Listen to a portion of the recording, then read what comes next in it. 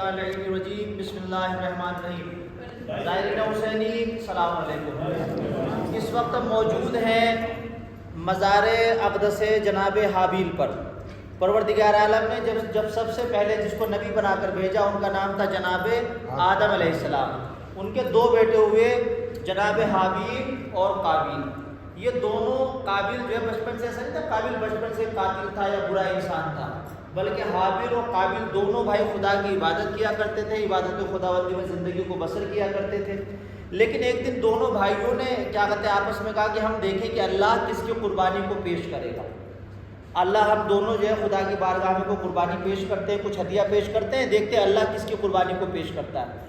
اب دونوں نے کیا کہتے ہیں اپنی طرف سے کچھ نہ کچھ ہدیہ پیش کیا، خدا نے جناب حابیل کی قربانی کو پیش کر دیا۔ اب یہ حسد کا شکار ہو گیا کہ صاحب میری قربانی قبول نہیں کی گئی اور حابیل کی قربانی کو قبول کر لیا۔ تو آپ دیکھیں حسد کتنی بڑی بیماری ہے، اور یہ جو بیماری جس کے اندر پاتی ہے وہ فنا ہو جاتا ہے اور تباہ ہو جاتا ہے۔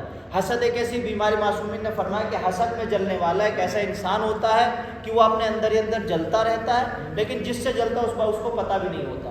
مثلا میں آپ سے جلوں، آپ کو پتہ بھی نہیں ہوتا اندر ہی اندر جل بھی رہا ہوں۔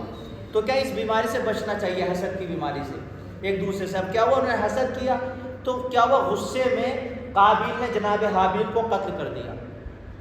اب چونکہ سب سے پہلا مرڈر تھا اس کائنات میں، سب سے پہلا خون بہایا گیا تھا اس سرزمین پر، تو قابیل یہ جانتا نہیں تھا کہ بھیا اب اس کو دفن کیسے کیا جب، کیا کیا جائے اس کی لاش کے ساتھ۔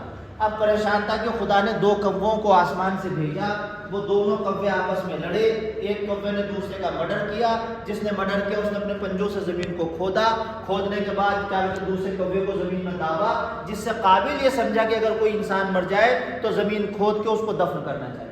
تو دفن کے آپ دیکھیں تقریباً، اب ظاہر ہے میں تو ناپ تول کا عادی نہیں ہوں، یہ مجھے علم نہیں ہے، تقریباً 21 سے 22 فٹ لمبی یہ قبر ہے۔